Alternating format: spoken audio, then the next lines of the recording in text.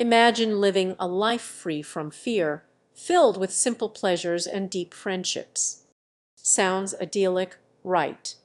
Well, that's precisely the kind of life Epicurus, the ancient Greek philosopher, advocated for. Hello, book lovers, and welcome back to A's Book Talk.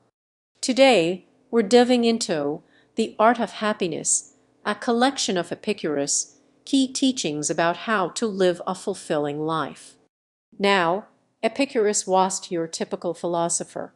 Born in ancient Greece in the 4th century, a time of political upheaval and societal change, he wasn't interested in abstract metaphysics or political power. Instead, he focused on something far more personal and, arguably, more important: how to achieve lasting happiness. He founded a school called the Garden, where he and his followers lived a simple, communal life dedicated to philosophical discussion and the pursuit of pleasure, not in a hedonistic way, but in a way that led to tranquility and ataraxia, or freedom from disturbance. His philosophy, known as Epicureanism, stood in stark contrast to other popular schools of thought at the time, like Stoicism, which emphasized virtue and duty above all else. So, what exactly did Epicurus believe was the key to happiness? The core of Epicurean philosophy revolves around understanding pleasure and pain. Epicurus argued that pleasure is the greatest good, but he wasn't talking about fleeting, sensual pleasures like overindulgence in food or drink. He distinguished between different types of pleasures, prioritizing those that are natural and necessary, things like friendship, intellectual pursuits, and a simple, healthy life.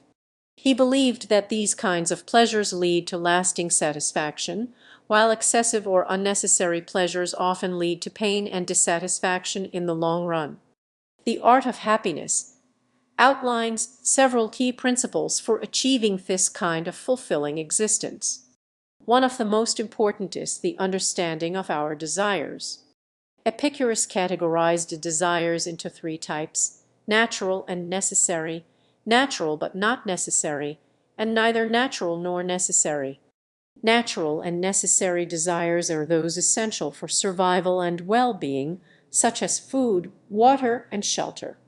Natural but not necessary desires include things like luxurious food or fancy clothes. And finally, desires that are neither natural nor necessary are things like wealth, fame, and power. Epicurus argued that we should focus on satisfying only the first category of desires, minimizing the pursuit of the second, and completely eliminating the third. This, he believed, would free us from anxiety and allow us to find contentment in simplicity.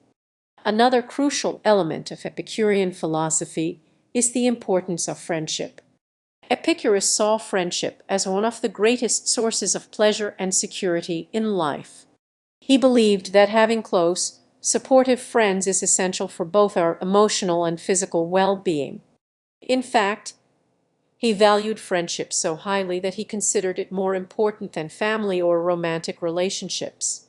He saw friends as a source of comfort, companionship, and mutual support, helping us to navigate the challenges and uncertainties of life. Beyond understanding desires and cultivating friendships, Epicurus also emphasized the importance of understanding the nature of the world and our place within it. He believed that much of our unhappiness stems from fear and anxiety, particularly the fear of death and the fear of the gods. To combat these fears, Epicurus advocated for studying natural philosophy and understanding the scientific principles that govern the universe. He argued that understanding the natural world would dispel our superstitious beliefs and free us from unnecessary worry. He believed death was simply the cessation of sensation, nothing to be feared, as we would no longer exist to experience it. Furthermore, Epicurus emphasized the importance of living in the present moment.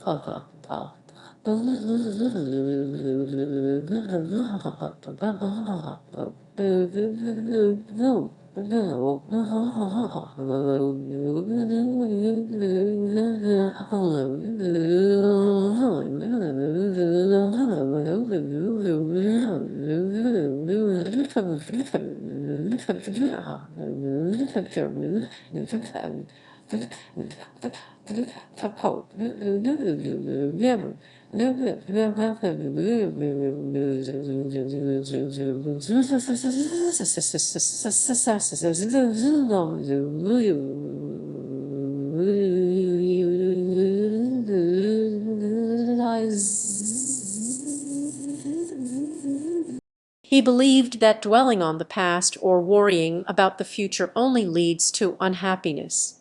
Instead, he encouraged us to focus on appreciating the simple pleasures of the present, such as enjoying a good meal, spending time with friends, or engaging in intellectual pursuits. By focusing on the present, we can cultivate a sense of gratitude and contentment, even in the face of adversity. So, what are the key takeaways from Epicurus, The Art of Happiness?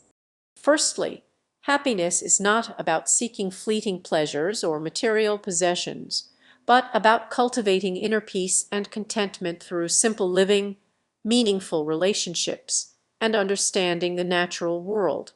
Secondly, understanding our desires and prioritizing those that are natural and necessary is essential for freeing ourselves from anxiety and finding lasting satisfaction.